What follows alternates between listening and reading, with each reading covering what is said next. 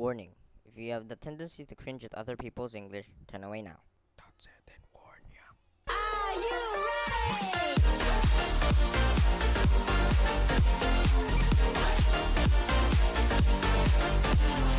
What's up?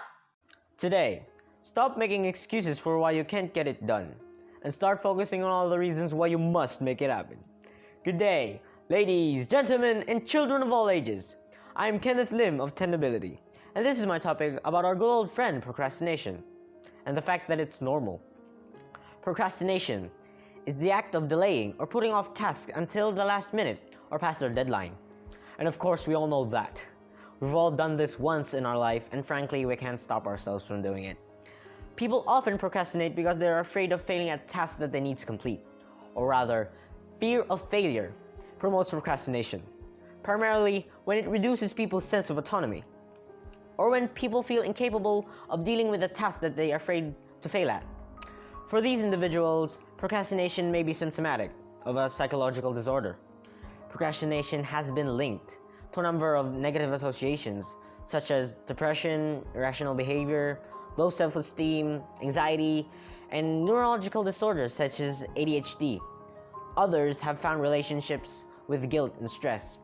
According to my research, there are about 4 main types of avoidance archetypes, or procrastinators, and figuring out which group you're in can help you break out of your procrastination patterns, and maybe even help you control it. First is the performer who says, "I work well under pressure." This procrastinator forces themselves to focus by shrinking the time that they have to tackle a task. Your biggest challenge is getting started. The solution: flip the script. Set a start date. When you focus on when you're getting to begin a task and not on when you're hoping to end it, you'll take a tremendous amount of pressure off of yourself. Second, the self-deprecator who says, "I'm so lazy right now." This procrastinator is the opposite of lazy.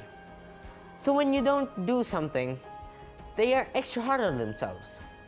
The biggest challenge that is taking a break.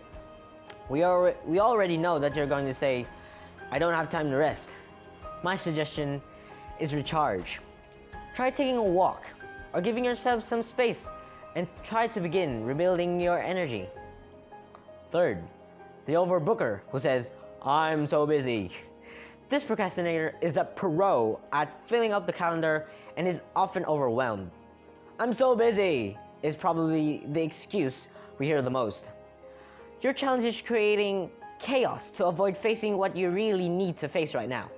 Typically, this is not a task. The solution is taking a moment to introspection yourself.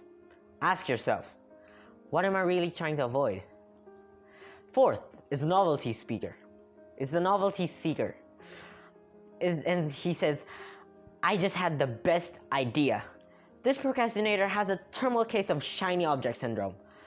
They're constantly coming up with new projects and taking them on, and then getting bored with them within a week later. The biggest challenge you face is completion. My solution to this is make it stick. Literally.